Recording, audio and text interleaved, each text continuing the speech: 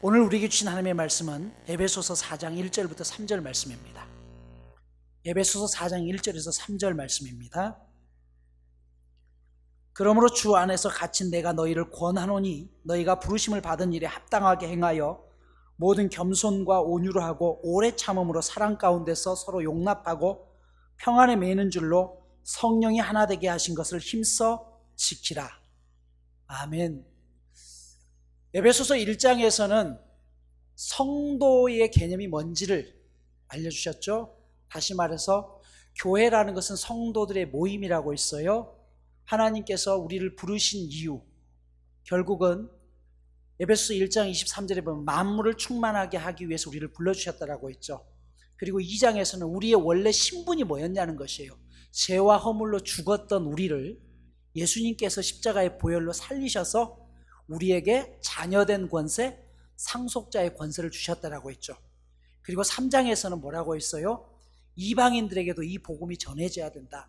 본래 우리도 버림받았던 자들 아니었느냐? 그러기에 그 이방 사람들, 다시 말해서 믿지 않는 사람들에게도 복음을 유통시켜야 된다라고 3장에서 이야기합니다. 4장에서는 교회는 그리스도의 몸이라는 것이에요. 여러분, 교회는 건물이 아닙니다. 오늘 이 부분을 말씀드리는 것이에요. 어떤 사람이 버스에서 막 싸우더래요. 그래서 듣다가 참다가 옆에 있던 사람이 한마디 했다고 하죠.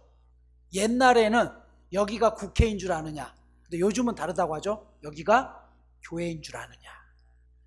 여러분, 세상 사람들의 눈에 비친 교회의 모습이 다툼이 있고 싸움이 있다는 것이에요. 그게 오늘날 비춰지는 모습이라는 것입니다. 자, 이 부분을 오늘 어떻게 말씀 안에서 풀어나가야 되느냐. 4장은 그래서 교회는 예수 그리스도의 몸이다라는 것을 이야기합니다. 성경에 의외로 몸이라는 말이 자주 나와요.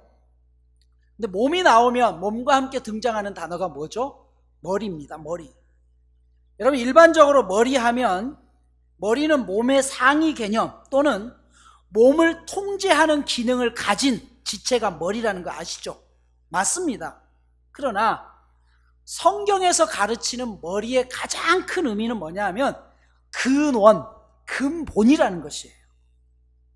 에베소서 5장 23절에 보면 여자의 머리는 남자다라고 했어요. 남자의 머리는 그리스도라고 했어요. 그러면 여자의 머리가 남자니까 여자들은 남자에 종속돼야 된다, 그런 뜻이 아니에요.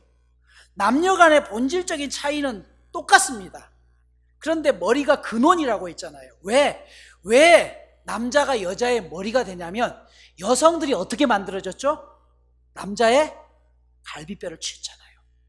그러니까 여성의 근원이 어디에 있다는 거예요? 남자에게 있다는 것이에요. 이게 머리 근원이란 뜻입니다. 그러면 남자의 머리는 그리스도인 이유가 뭐예요? 하나님께서 맨 처음에 사람을 창조하실 때 누구를 창조하셨어요? 남자. 그러니까 그 근원이 남자에게 있다는 거예요.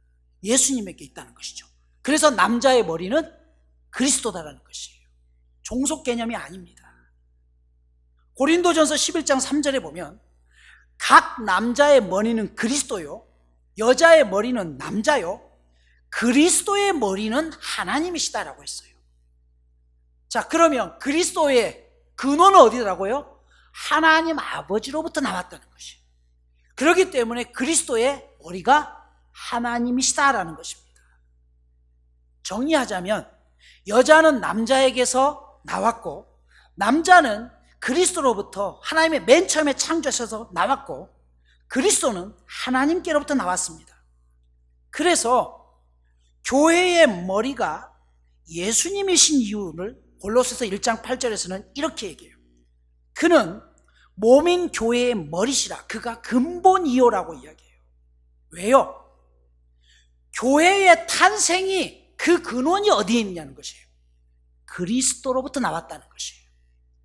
예수님이 십자가에 죽으신 다음에 부활하시고 승천하시면서 우리 가운데, 이 땅 가운데 예수님을 알게 만든 단체가 교회라는 것이에요. 그래서 교회의 근원에 교회의 머리가 뭐다? 그리스도다라고 이야기해요. 그러니까 결국 교회의 몸인 예수님이라는 것입니다. 자, 이 부분을 오늘 말씀을 드리기를 원합니다. 그럼 몸은 뭘까요? 몸은 그 몸 안에 담는 인격과 생각을 겉으로 드러내주고 표현해주고 다른 사람과 소통하고 교제할 수 있는 구실을 하게 되는 것. 더 쉬운 말로 말하면 보여지는 실체를 이야기하는 것이에요. 남녀가 어떤 사랑을 하는데 보여지는 실체가 없다면 이거는 유령과 사랑을 하는 것이죠. 내 눈앞에 서로의 상대가 보여지는 것이에요. 자, 머리와 몸의 개념을 컴퓨터로 한번 이해를 해봅시다. 컴퓨터의 가장 중요한 것은 제가 들고 있는 하드디스크입니다. 이 안에 모든 자료들이 전부 다 들어가 있죠. 그런데 문제는 이게 머리라고 한다면 몸은 뭐예요? 몸은 모니터, 키보드, 마우스, 연결할 수 있는 잭을 이야기합니다.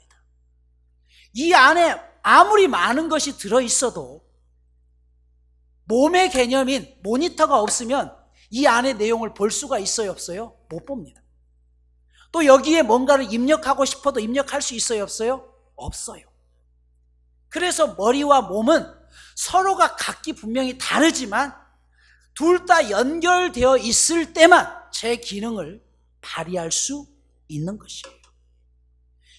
교회 역시 예수님이 머리이기 때문에 근본 없이 교회가 존재할 수 없습니다. 그리고 그 머리이신 예수님의 그 모든 사상을 교회라는 지체들을 통해서, 교회라는 몸, 보여지는 몸을 통해서 성도인 우리 각 지체들이 연결될 때 우리는 예수 그리스도를 이 땅 가운데서 볼 수 있다는 것이에요. 이게 교회입니다. 여기 난이 있습니다. 이 난초를 예를 들자면 이 난초의 절반은 속에 숨겨진 뿌리죠. 줄기가 없어도 뿌리가 살아있으면 이것은 살아있습니다. 그런데 뿌리 없이 이 식물이 자랄 수 있을까요? 살 수 없습니다. 우리가 머리와 같은 존재인 뿌리는 볼 수는 없어요. 그러나 그 뿌리에서 나오는 이 줄기를 통해서 이 실체를 볼 수 있는 것입니다. 교회가 예수님의 몸이라는 것도 마찬가지예요. 우리는 머리이신 예수 그리스도를 직접 여러분들이 보십니까? 못 봐요.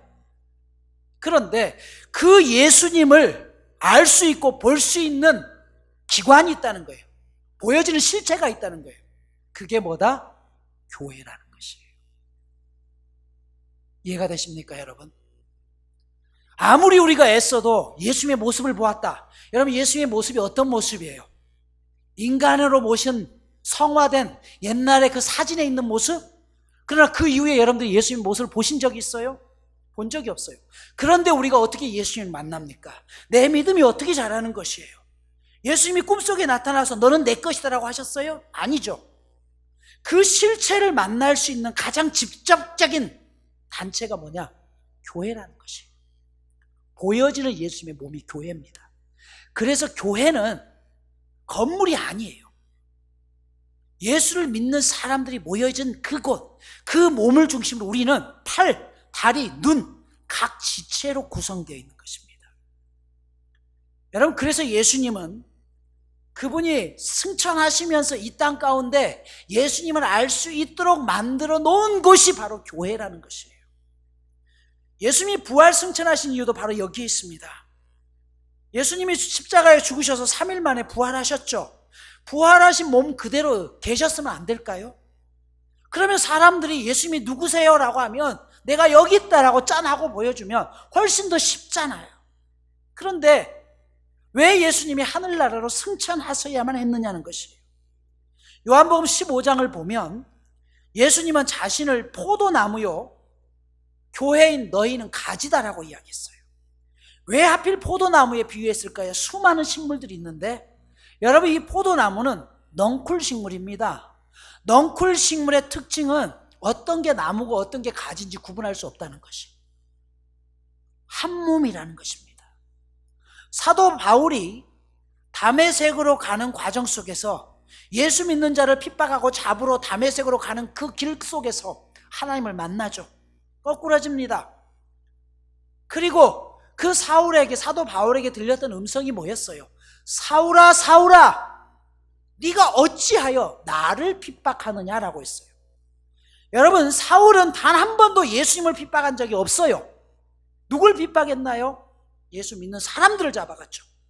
그런데 예수님은 뭐라고 했냐면 사울아 사울아 너 왜 예수 믿는 사람을 핍박하느냐는 게 아니라 나를 핍박하느냐라고 했어요.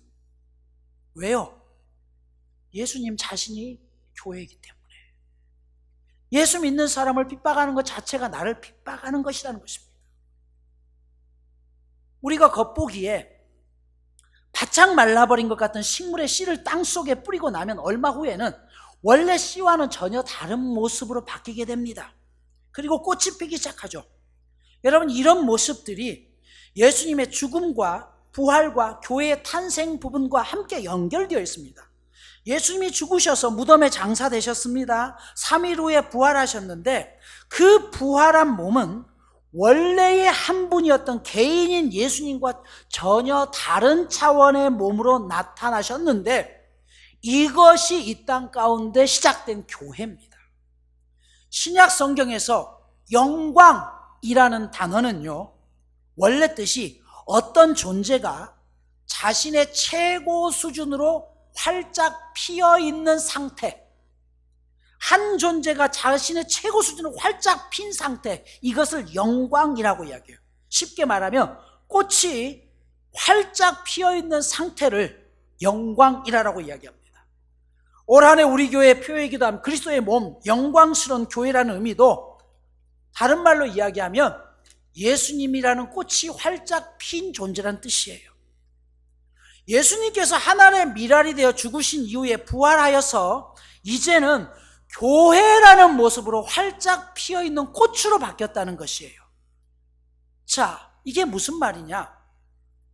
요한복음 14장 12절에 보면 내가 진실로 진실로 너희에게 이르노니 나를 믿는 자는 내가 하는 일을 그도 할 것이요 또한 그보다 더 큰 일을 하리니 내가 아버지께로 감이라 라고 되어 있어요.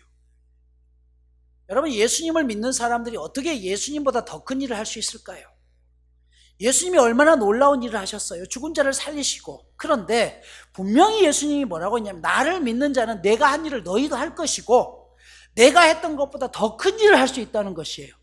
그런데 여기 핵심 포인트는 그 이유가 뭐냐면 바로 뒤에 있는 내가 아버지께로 가기 때문에 너희들이 내가 했던 일, 나보다 더 큰 일을 할 수 있다라고 이야기해요. 요한복음 14장에서 16장에서 주로 다루고 있는 주제는 성령 하나님에 대한 이야기를 다루고 있습니다.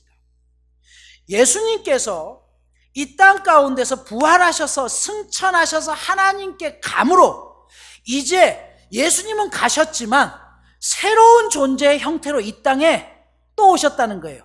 그게 뭡니까? 성령 하나님이라는 뜻이에요. 이 성령 하나님이 예수를 믿는 각 사람들에게 부어집니다. 그래서 어떻게 해요? 이 땅에 예수님이 계실 때는 몸의 형태였기 때문에 갈릴리에 계셨던 예수님께서 사마리아에 있을 수 없습니다. 나사렛에 계셨던 이분이 예루살렘에 동시에 있을 수 없었어요. 그런데 성령 하나님께로 바뀌면서 어떻게 해요? 예수를 믿는 사람들 모두 위에 새로운 형태의 성령 하나님이 계심을 통해서 갈릴리에 있는 성도들이나 예루살렘에 있는 나사렛에 있는 모든 성도들에게 동시다발적으로 하나님의 모습을 증거할 수 있는 일로 바뀌었다는 것이에요. 이게 뭐냐면 내가 했던 일보다 더 큰 일을 하신다는 거예요. 육적인 제한, 장소적인 제한, 공간의 제한을 받지 아니하고 예수의 이름을 부르는 그 어느 곳에나 예수님이 성령께서 역사하시기 때문에 동시다발적으로 이제 그곳에서 역사가 일어나고 하나님을 알 수 있는 존재로 바뀌었다는 것이에요. 이게 내가 했던 일보다 더 큰 일을 너희가 행한다는 것이에요. 그 이유는 뭐예요? 예수님이 하나님께로 감으로 하나님께서 새로운 성령 하나님의 모습으로 이 땅 가운데 오셨다는 것이에요. 그리고 그 보여지는 증거로 우리에게 주어진 게 뭐다? 교회라는 것이에요. 그러니 여러분, 교회는 예수님의 몸이라는 사실입니다.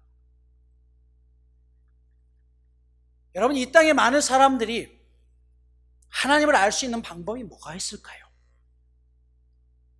오늘 예수 믿는 우리들도 하나님을 알 수 있는 방법이 뭐예요? 눈으로 보여집니까? 안 보여지잖아요. 그런데 이 땅에 많은 사람들은 우리가 다니고 있는, 하나님을 믿는 교회인 우리 자신들의 모습을 보면서, 예수 믿는 사람들을 보면서 예수님이 어떤 분이신지를 알게 되는 것이죠. 여러분, 사도 바울은 이 사실을 알았기 때문에 에베소서 3장 4절에서 이것을 그리스도의 비밀, 교회의 비밀이라고 이야기합니다. 세상은 절대 알지 못해요. 그래서 세상 사람들이 보기에 다른 종교나 기독교나 무슨 차이가 있느냐는 것이에요. 다 똑같은 종교 아니냐? 아니죠. 겉으로 보여졌을 때는 사람들은 겉물만 보는 것이에요. 그렇기 때문에 비밀이라는 것이에요. 이 비밀은 누구에게 알려졌어요? 하나님을 믿는 자들에게만 알려진 비밀입니다. 여러분, 그러기에 신천지가 이야기하는 교회와 우리가 이야기하는 교회는 다릅니다. 왜 달라요? 신천지가 이야기하는 교회의 몸은 누굽니까? 이만희 교주가 되는 것이에요. 그렇죠. 우리가 얘기하는 교회의 몸은 누굽니까? 예수님이에요. 근본 자체가 다르기 때문에 그들이 이야기하는 교회와 오늘 우리가 이야기하는 교회는 달라요. 건물이 아니잖아요. 교회는 예배당일 뿐이에요. 교회는 예수님의 몸을 우리가 세우는 것이에요. 그리고 우리는 그 지체들입니다. 그러기에 여러분, 이 땅에 수많은 교회들은 문제가 없어요. 문제가 있다면 누가 문제가 있는 거예요? 교회의 지체를 이루는 우리들이 문제인 것이에요. 지난주에 은혜의 강 교회가 사탄이 터지면서 사실은 오늘 예배드리는 많은 교회들이 또 세상의 지탄이 되고 있습니다. 그러나 여러분, 그 교회는 문제가 없어요. 그 교회 또한 하나님이 세우신 곳이기 때문에. 그런데 문제는 지체인 그들이 어리석었다는 것이죠. 교회의 뜻을 알기 위해서 교회에는 수많은 조직들이 필요합니다. 그리고 여러분, 우리 교회 위에 노예가 있고 총회가 세워진 이유가 무엇이에요? 지체인 우리들이 잘못 판단할 수 있기 때문에 그 판단의 기준을 세워주기 위해서 노예가 필요하고 총회가 필요한 이유가 바로 여기에 있어요. 그런데 은혜의 강 교회 같은 경우는 노예 자체가 독립노예였어요. 속하지 않는다는 것이, 독립적으로 존재하는 것을 모아놓은 게 독립노예입니다. 그러다 보니까 이런 지침들이 사실은 정확히 내려오지 못하다 보니까 어려움을 겪게 되는 것이고, 그 가지들이 제대로 예수님의 머리에 몸의 지시를 받지 못해서 나타난 결과라는 것입니다. 고린도전서 12장 12절을 보면 몸은 하나인데 많은 지체가 있고 몸의 지체가 많으나 한 몸인 것 같이 그리스도도 그러하니라 라고 이야기해요. 여기 보면 교회도 그러하니라가 아니라 그리스도도 그러하니라라고 기록합니다. 쉽게 풀어쓰자면 몸은 하나인데 많은 지체로 구성되어 있고 몸의 지체가 매우 많으나 결국은 한 몸인 것처럼 그리스도도 한 분이지만 그 몸은 많은 지체로 구성된 하나의 공동체라는 것입니다. 여러분, 그러기 때문에 우리가 교회를 핍박한다는 것은 곧 예수 그리스도를 핍박하는 것이에요. 흔히들 많은 사람들이 내가 교회를 너무 사랑하기 때문에 내가 이렇게 합니다라고 이야기해요. 그러나 여러분, 교회는 예수님의 몸이라고 했어요. 내가 교회를 너무 사랑하기 때문에 깨뜨릴 수밖에 없고 분열을 일으킬 수밖에 없다라고 이야기해요. 그러나 여러분, 그 행동은 곧 예수님 자신을 깨뜨리는 것이에요. 예수님을 향해서 정면으로 도전하는 것입니다. 이 땅의 모든 교회가 영광스러운 이유는 예수님의 몸이기 때문에 영광스러운 것이에요. 그리고 성도인 우리는 보여지는 예수님의 몸 안에 붙어있는 지체들이라는 것이에요. 하나님께서는 그 지체인 우리들을 통해서 하나님의 뜻을 이 땅 가운데 펼치기 위해서 우리를 불러주신 것입니다. 하나님의 모든 비밀은 예수님 안에 있는 것이에요. 그래서 그 비밀을 열어보면 그 안에 뭐가 있냐면 보여지는 실체인 교회가 있다는 것이에요. 보여지지 않는 하나님을 이 땅 가운데 하나님의 사랑을 우리가 어떻게 알아요? 지체인 우리들이 섬기는 모습을 통해서 그 사랑을 알게 되는 것이에요. 지체인 우리들이 죽어가는 모습을 보면서 세상 사람들은 하나님의 그 죽으심을 아는 것이에요. 그저 영적으로만 하나님이 존재하신다고 한다면 너무 뜬구름 잡는 소리잖아요. 도대체 하나님은 어떤 분이시야? 그런데 그것을 실제적으로 우리에게 보여주시기 위한 몸으로 오신 게 교회라는 것입니다. 그래서 우리는 이 땅 가운데서 교회를 지키고 살려야 되는 것이에요. 여러분, 그러기에 우리의 입으로 저 교회는 이상한 교회다 금해야 됩니다. 교회가 이상한 게 아니라 교회의 지체들이 이상한 거겠죠. 그 교회는 이상해. 그러면 내가 믿는 예수님이 이상한 거예요. 여러분, 내가 믿는 예수님은 괜찮고 저쪽 교회에서 믿는 예수님은 다른 분입니까? 다 똑같은 하나님의 아들이라는 것이에요. 그리고 그 세상 가운데 구체적으로 하나님 자신을 드러내기 위해서 교회 안에 각기 다른 역할을 맡기셨어요. 여러분, 팔만 있으면 누가 걷습니까? 발도 있어야죠. 귀만 있으면 어떻게 해요? 눈도 있어야죠. 각기 다른 지체. 그래서 에베소서 요한복음 17장 23절에도 이렇게 말씀을 하시죠. 내가 그들 안에 있고 아버지께서 내 안에 계시어 그들로 온전함을 이루어 하나게 되려 함은 아버지께서 나를 보내신 것과 또 나를 사랑하심 같이 그들도 사랑하신 것을 세상으로 알게 하려 함이라 라고 이야기하면서 오늘 에베소서 4장에 보면 하나님께서 그 일을 위해서 어떤 사람은 선지자로, 어떤 사람은 교사로, 어떤 사람은 복음 전하는 목사로 각기 다른 모습으로 불러주셨다고 했어요. 그리고 거기에 필요한 일을 감당하도록 우리에게 주신 게 뭐예요? 은사입니다. 은사는 그래서 믿음이 아니라고 했어요. 선물입니다. 하나님이 너가 그 일을 시행하는데 나의 영광을 드러내는데 필요하기 때문에 하나님이 우리에게 주신 게 은사지, 그 은사가 내가 믿음이 좋기 때문에 주어진 게 아니라는 것이에요. 이 부분은 계속해서 제가 에베소를 통해서 말씀을 드리겠습니다. 여러분, 사도 바울은 그래서 오늘 본문 3절에서 이 그리스도의 몸인 교회를 세우기 위해서 가장 중요한 게 뭐라고 했어요? 평안에 매는 줄로 성령이 하나 되게 하신 것을 힘써 지키라. 이미 하나 되게 성령께서 역사하셨다는 것이. 그러면 우리는 뭐예요? 그것을 지켜내야 된다는 것이. 그런데 이 하나됨을 지켜내기 위해서 꼭 필요한 게 뭐다? 2절에 나와 있죠. 모든 겸손, 온유, 오래 참음, 사랑이라는 것이에요. 이 부분은 제가 다음 시간에 말씀을 드립니다. 여러분, 하나 되기 위해서 우리가 겸손해야 되고, 하나 되기 위해서 온유해야 되고, 하나 되기 위해서 오래 참아야 되고, 하나 되기 위해서 사랑으로 행하는 우리 모두가 되어야 된다는 것입니다. 사랑하는 여러분, 우리가 왜 오늘도 교회에 모여서 예배드립니까? 그것은 서로가 지체가 되어서 한 몸을 이루는 일에 힘쓰기 위해서예요. 내 개개인의 신앙을 위해서라고 한다면 굳이 모일 이유가 없어요. 얼마든지 다른 곳에서 예배드릴 수 있어요.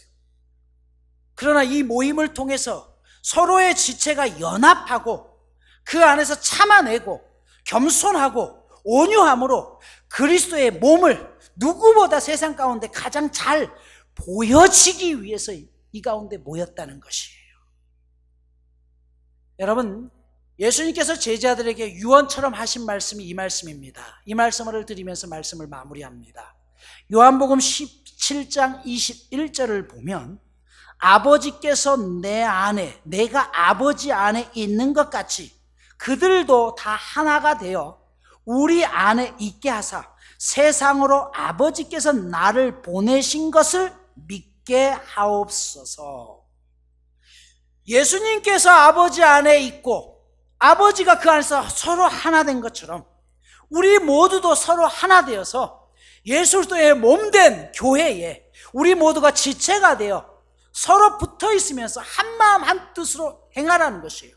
그러기 위해서 우리가 누구의 지시를 따라야 되느냐? 우리의 머리 대신 예수님의 지시를 따라야 되는 것이에요. 그래서 이 땅 가운데 크리스찬들이 끊임없이 물어야 될 게 뭐예요? 하나님 아버지의 뜻이 어디에 있습니까? 그리고 몸 대신 예수님은 보여지는 것이에요. 내가 여기에 있다. 내가 살아 역사한다. 그런데 그 일을 위해서 실제적으로 움직이기는, 여러분 내가 몸이 있는데 다리가 없으면 움직일 수 있어요? 없어요? 못 움직입니다. 손이 있어야지 이것을 들죠. 움직일 수가 없는 것이에요. 보여지는 몸은 있는데 중요한 건 뭐예요? 지체가 있어야 된다는 것이에요. 그 지체가 누구라는 것이에요? 오늘 우리들이라는 것이에요. 이게 사장에서 이야기하는 가장 중요한 핵심입니다. 교회는 그래서 주님의 몸입니다.